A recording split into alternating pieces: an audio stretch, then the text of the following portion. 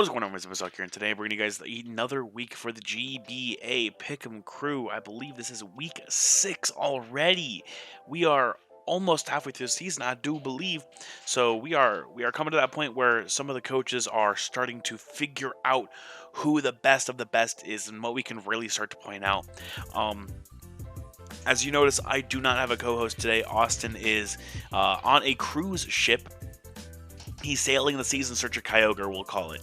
So when he gets back, I'll have him tell you guys about how he did or did not find Kyogre with Team Aqua, as he's calling himself, I guess. But yeah, Austin unfortunately is not able to join me, so I'm doing this one alone for you guys. However, he'll be back next week, and I probably won't be. I am moving, but that is life for you. Let's get right into the picks, because I know you guys don't really care. So, last week, the big winner was Melon, going 7-1, only getting the San Jose Sharpedos game wrong. If we look at the rest of it, Austin did really well, going 6-2. We had a couple coaches, namely you guys at the home at the fan Discord, and Stromful going 5-3, so good on you guys. Then we had Ben, Zilix, and Aaron all going 4-4, and then I kind of went 3-5. Yeah, the games didn't really go exactly as I planned, but as you guys can see here, it's gonna be a new week. I am I am optimistic. We'll put it that way. So let's get into this week's picks. So we do have quite a few games this week, as you guys can see, and a lot of, I'm gonna call it one-sidedness. However, some of these games could flip-flop either way. We have a couple of games that could do that. We'll say it. However, let's just jump into it. So the first game we have here is the Miami Dolphins versus the San Diego Chargers, which is Kyle A versus Lord Envy. Now, Kyle, I said in the power rankings, but you really don't like Ubers. So, honestly, don't even try on this match, because Lugia and Giratina are definitely good Ubers. However, your own Uber in Greninja and your Mega being Mega Blastoise can actually put in quite a bit of work to help keep those two in check. Do be sure to keep her on Celebi, as it matches pretty well with Excadrill, like keeping Mega Diancie and Raikou in check. I can see a Scarf Excadrill being a really good brain, because it can help with Envy's two Ubers and keep that Mega Diancie and Raikou in really, really nice check.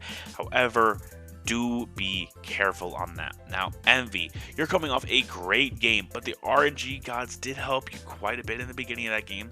However, in this one, Alolan Muck actually does the work that RNG doesn't even need to do. It does a good amount to keep Greninja and Blaziken in check to an extent. Like, Lugia helps check Zygarde, and Keldeo puts in so much work. Their trio is actually really nice as well for helping get rid of some of Kyle's big threats. And because Envy has so many different offensive checks and options and doesn't have to rely on bulk this week, I'm just going to have to pick Envy, as this is actually Stromful, Zilix, and your guys' lock at home for the fan Discord. Next up here, we do have the Durham Druddigons versus the Borussia Donphan, which is 6-foot Trash, aka Leo, versus El Scizor, aka Lars. Now, Leo, rev up the counter, boys. Marshadow puts in a ton of work and can bring the entire house down with Dual Stab, Poison Jab, and something like Thunder Punch. It can straight run through Lars' team. You do have to be careful to get rid of Deoxys if you don't have Shadow Sneak, though, because that is an enormous threat to you and can be the biggest reason you take an L here. Now, Lars, Scarf Kyurem. Holy cow, Scarf Kyurem does a decent amount of work here, I'd say.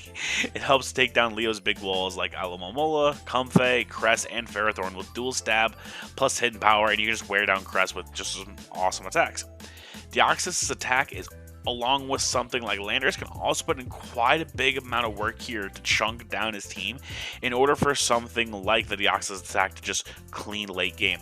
However, I can't pick against Marshadow when Marshadow is a great bring this game. Well, I mean, it's a great bring every game, but let's be real here.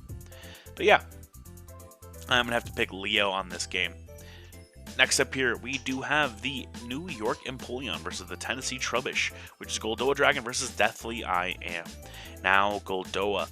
Now, like, Scarf Dialga can eat this man alive as soon as you get rid of Volcarona and you have a little bit of chip on Mega Iron, maybe around keeping it around 60% would be perfect.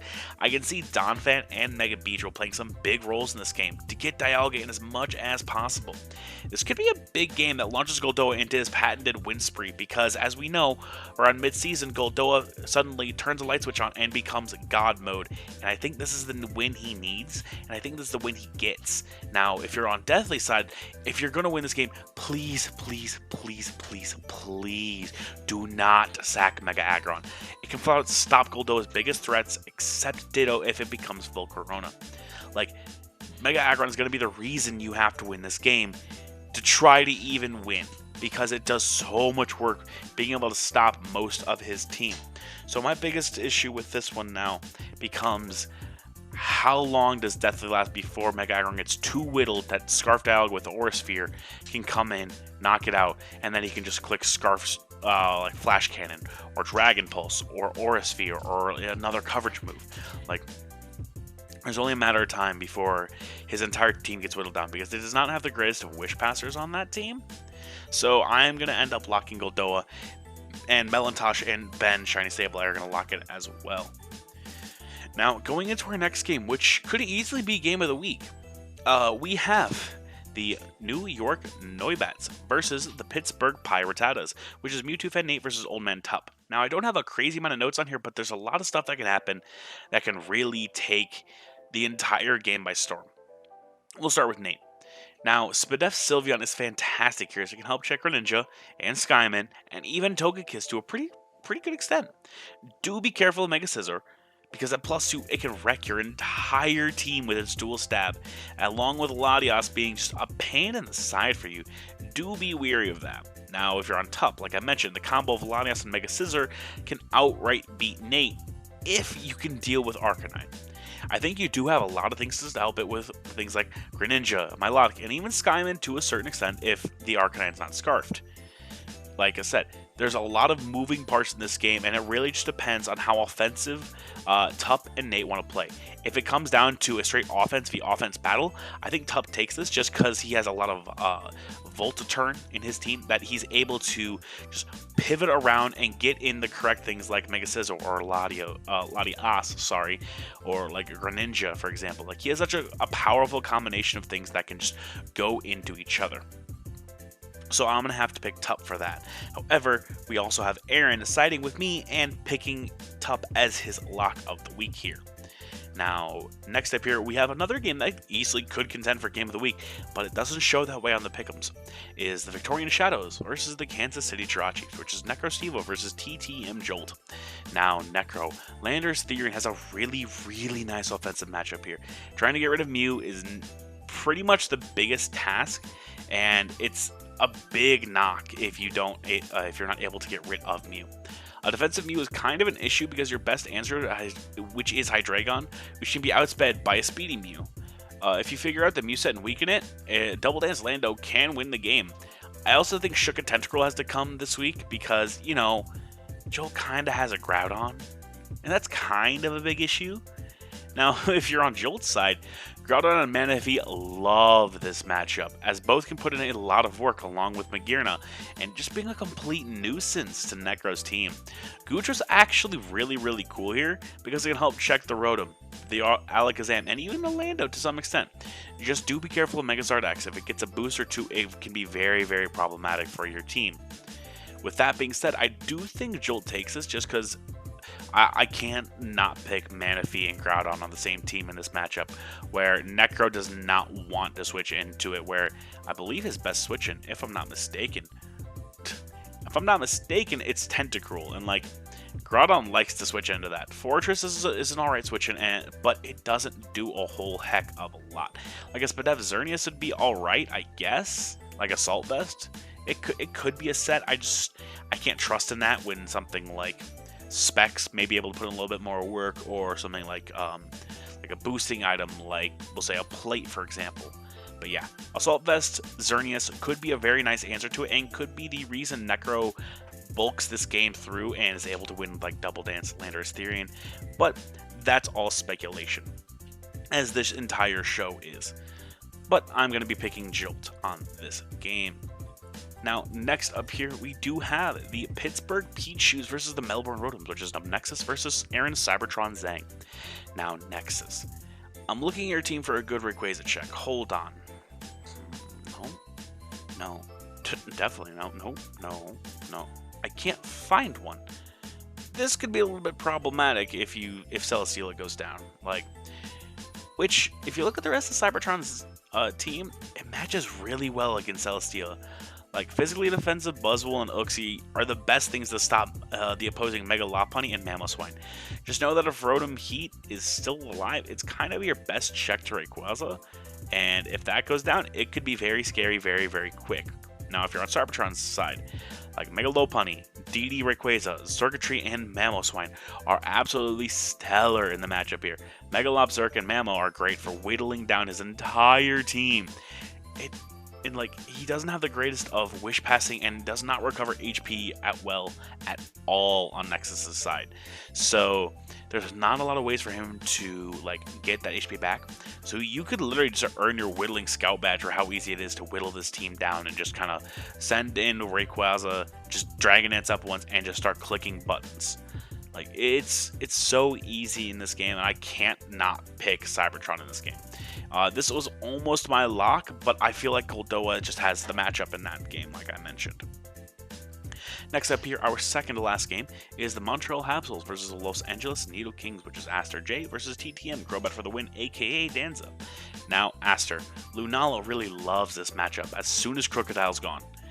Rotom Wash and Licky Licky, yes, Licky Licky can help to a decent amount. You should be weary of Volucha to come your way. I think a defensive Salamence is really solid here to keep that and a Bulu in check for it. And Genesect can be an issue if you don't understand the fact that Nidoqueen switches very easily and takes a hit. Now, Danza. Palkia is going to have to carry here, and hopefully it hits its moves like Hydro Pump. Gengar is also really, really nice here as it has generic coverage to hit most, if not all, of Aster's team for super effective damage, especially that pesky Lunala. You have to keep rocks up in order to keep Lunala at bay because it does not want to be whittled down completely, especially if it can be at full the entire time. So do be careful of that. If Crook goes down, Lunala becomes the scariest thing this side of the cul-de-sac. It is fearful to see that thing against a team that doesn't have Crocodile. Now, going into our last game of the week, we do have the Houston Team Rockets versus the San Jose Sharpedos, which is Randy from Randy HLD Productions versus Tom Z1272. Now, Randy, my biggest thing first and foremost is that Infernape kind of has to stay healthy, as it's your best offensive counter to Mega Lucario, and it kind of poops on his team.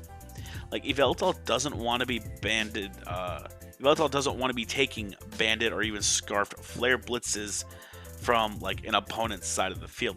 Yveltal does not want to be taking on the Lucario, but the flare blitzes from Infernape could really help whittle down Tom's team.